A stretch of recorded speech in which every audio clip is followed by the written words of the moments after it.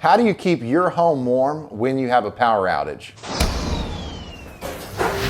When a winter storm or a power outage hits, it's crucial to stay warm. Don't worry, in today's video, I'm going to show you how I use this Anchor portable power station to keep your furnace running and your family comfortable.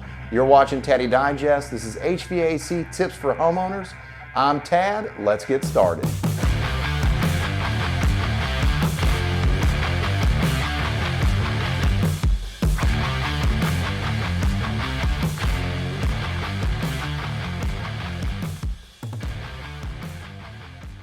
Most gas furnaces rely on a small amount of electricity to power their blower motors, inducer motors, igniters, and control boards. They need a fuel source to generate heat using natural gas or propane. This means that they don't use a lot of power. So we can use a very small solar portable power station like the Anchor Solex 1000 to power our gas furnace during a power outage. Right now we've got a watt meter plugged into our furnace plug, and you can see that this furnace, when it's running right now, it's pulling 250 watts. So we've got more than enough power using the Anchor Solex 1000 because it's 1056 watt hours. So it's going to power this furnace and still have room left to power other things. Now let me show you how to use the portable power station to power your furnace. If your furnace doesn't have a cord and a plug like this, check out the video right here so that you can learn how to make a cord and a plug for your furnace. If you have a plug like this, what we're going to do next is we're going to turn on our Anchor Solex power station, and we're going to plug in our cord after we turn on our AC outputs. So these are our AC receptacles. You push this button, or you can use the app, which I'm going to show you, and then we're going to plug this in right here. Now our furnace should come on. It's not working. Let me show you why. 1, 2, 3, 4, 5, 6, 7, 8, 9. Looks like our control board is displaying an error code. What does that error code mean? Right here we've got a description.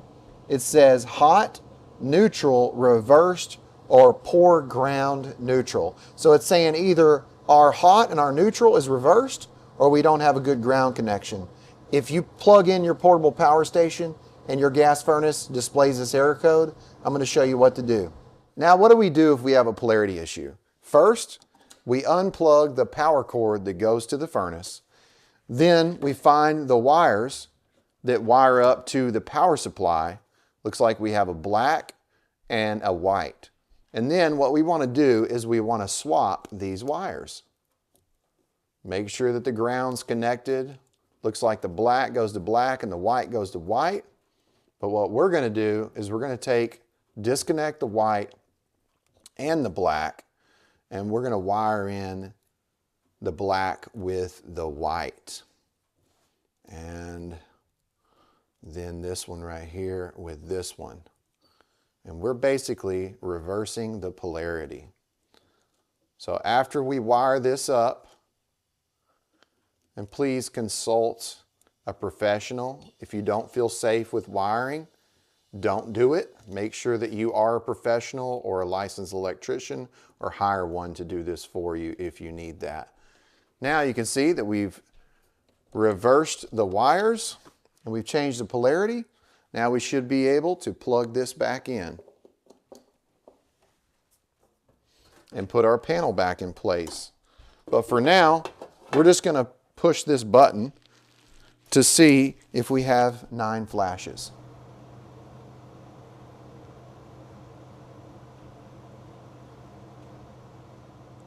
Swapping the wires did not work, but now I know exactly what we need to do. We need to connect the neutral wire to the ground. We're going to have a bonded neutral and ground. So let me show you what I did. I swapped the wires back where our white's going to our white, black going to black, and then I connected a wire from the wire nut that contains the neutral wires, and then I connected the other side of that wire to the ground wire, and that ground wire lands underneath the ground screw. Now we're able to power this furnace because we have a bonded neutral and ground together. So let's go ahead and push the power switch in, and we're going to be able to see that our anchor is powering this furnace now. We wired this up with a plug and a cord, but for your local area, for your codes, you may not be able to do this and it be up to code, it be up to par. But this is just a temporary means for us to be able to power our furnace during a power outage. Make sure that you adhere to your local codes and check with your authority having jurisdiction, because your furnace may need a disconnect or it may need a switch. You may not be able to use a plug and a cord. But I just want to show you this so that you have a way to be able to have that heat during the power outage. Now I'm going to take out the wire that I used to connect the neutral and the ground, because now we have power and I no longer have to power my furnace with my portable solar power station. We are successfully powering our gas furnace with our portable power station. All we had to do was connect the ground and the neutral. And if you look at the Anker Solix 1000 screen in the display, you'll see it's 100% charged. It's outputting 243 watts to power our furnace, and looks like it can power it for the next 3.5 hours, almost 4 hours. You can see that we've got a car socket or a DC outlet right here, and we can power that by pushing this button. And then our AC outputs down here, our AC receptacles, we can turn off by pushing this button. But we can use an app. Let me show you the app. Let's dive in. Let's check out the app that Anker makes to be able to monitor our usage with the portable generator. So going into the Anker app, we've already connected our device. You can see the device is 97% charged. It's 66 degrees for our battery temperature. And we can go down here and we can see that it's on. So you can actually turn on and off this generator using this app. And you can see our AC output is 573 watts right now. So we can go down, we can click the brightness, and we can turn on the light, which is so cool. We can turn on and off our AC or our DC receptacles. Then we can go up to the very top, and you can see we've got ultra fast charging to activate the function, charge the device via AC power. Just really cool, the fact that we have all this information at our fingertips. And it says remaining usage time right now is 1 hour and 30 minutes. This is the Solix C1000X.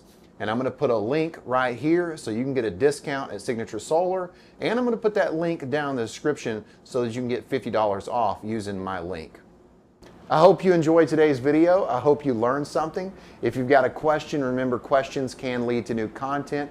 I hope that by watching this video, you now know how to use a portable power station with your gas furnace to have heat during those power outages.